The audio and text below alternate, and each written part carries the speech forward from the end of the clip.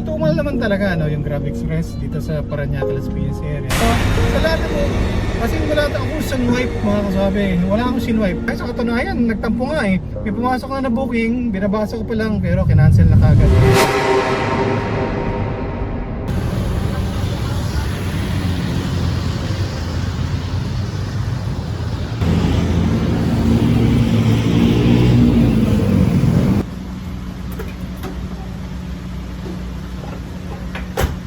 Good morning mga kaswabe, good morning pa ba? Anong oras na? 11:14 ng umaga mga kaswabe, tinanghali tayo. Una, Sunday ngayon. Kahapon kasi, Sabado, nung babiyahe tayo ng umaga, medyo naglambing itong ating teenager na sasakyan, itong 15 years old natin na crosswind. Tatlong beses kong kiniklik yung start, click lang siya ng click. So pinagpahinga ko ng konti, nung ika-apat na click, nag-start naman na.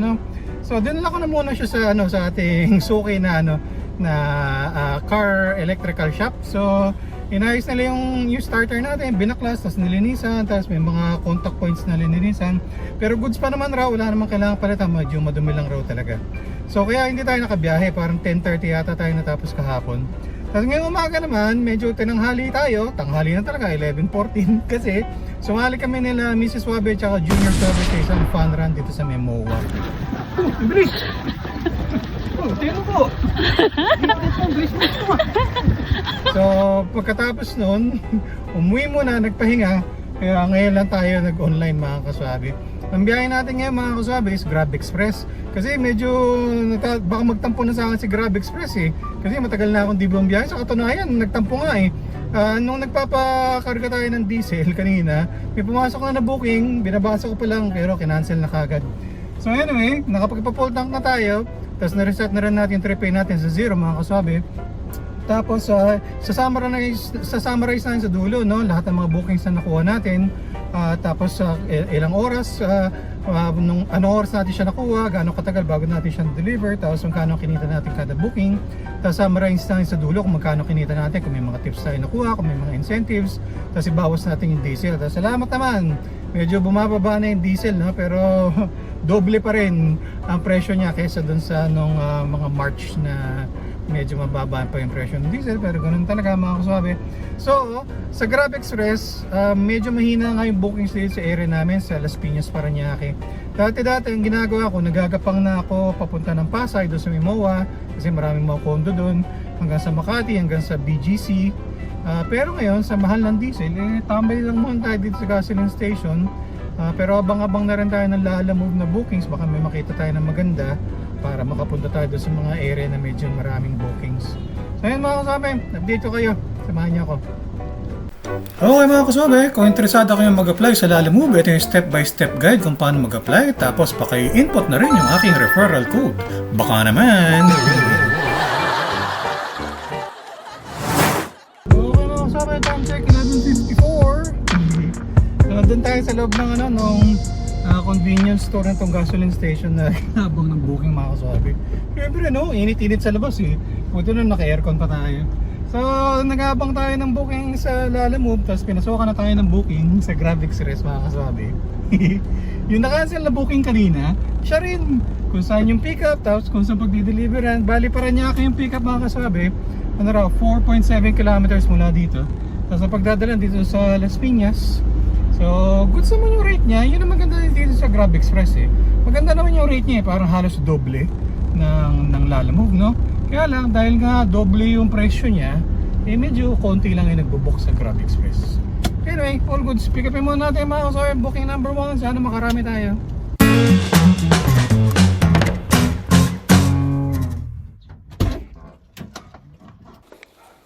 May resibo ba akong bibigay doon, ha? Wala na. Okay mga kaswabe, time check 12:14. Na-pick up na natin yung cake. Medyo mabigat siya, medyo medium size mga kaswabe, hindi naman siya maliit. So doon sa likod natin siya nilagay, tapos hinarangan natin ng mga palanggana para hindi siya mag-slide mga kaswabe. At dito natin to sa Las Piñas, 6.3 kilometers, 27 minutes away. Booking number 1, single booking lang dito mga kaswabe sa Grab Express. Hindi ka pwede mag-double booking. At saka pinapalakasan raw yung aircon kasi baka raw matunaw yung cake. Pero naman, malapit lang to, mabilis lang to.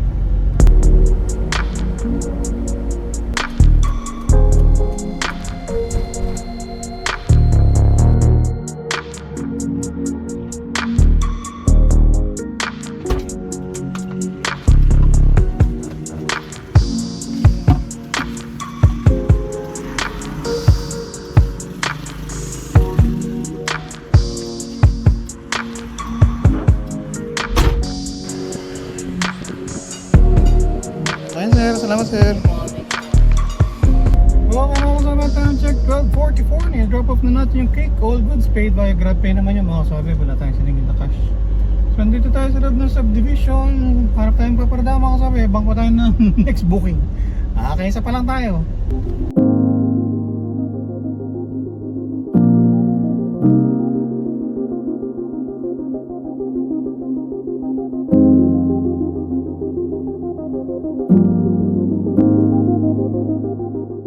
Okay mga kaswabe, naka 34.8 kilometers tayo ngayong araw na to. Tapos full tank na tayo, full tank tayo ng umaga. Tapos ngayong hapon, nagpa-full tank ulit tayo.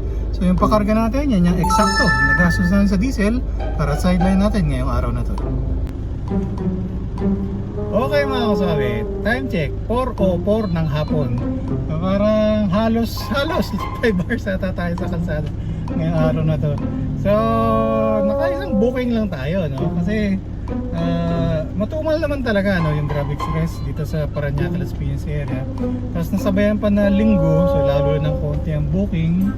So after natin dun sa unang booking, may naparadahan tayo, naghintay tayo ng isang oras. Habang rin tayong lalamove, lumipat tayo ng pwesto, ganun uli, isang oras uli. Tapos gumapang tayo, napuntahan tayo dito sa may Parañaque banda mga kasabi. So sa lalamove, as in wala akong sunwipe mga kasabi, wala akong sinwipe. May mga booking pero parang ang lalayo. Tapos sinaalala ko kapag kinuha ko to may sasabay ba ako parang. So naging ending wala akong sinwipe na lalamove. Tapos yun nga, nagkapang tayo mula Las Piñas hanggang Parañaque, nakailang stops tayo para sana hindi ganong magasto sa diesel. Pero yun nga, ending, naging isang booking lang. First time, abonado pa mga kasabi. Ang mahal ng diesel natin kasi nga nasa gusto ko makakuha ng booking, naggapang ako. Kaysa naman nandun lang tayo na nakatenga lang sa isang pwesto. So mga nakailang lipat nga rin tayo. So bawi na lang sa susunod mga kasabi. Uwi na lang tayo, pahinga na lang. So yan ang Sunday sideline natin sa Grab Express ngayong araw na to. Maraming salamat sa panonood. Hanggang sa ulitin, ingat-ingat sa pagmamaneho para ang biyahe natin ay lagi solid.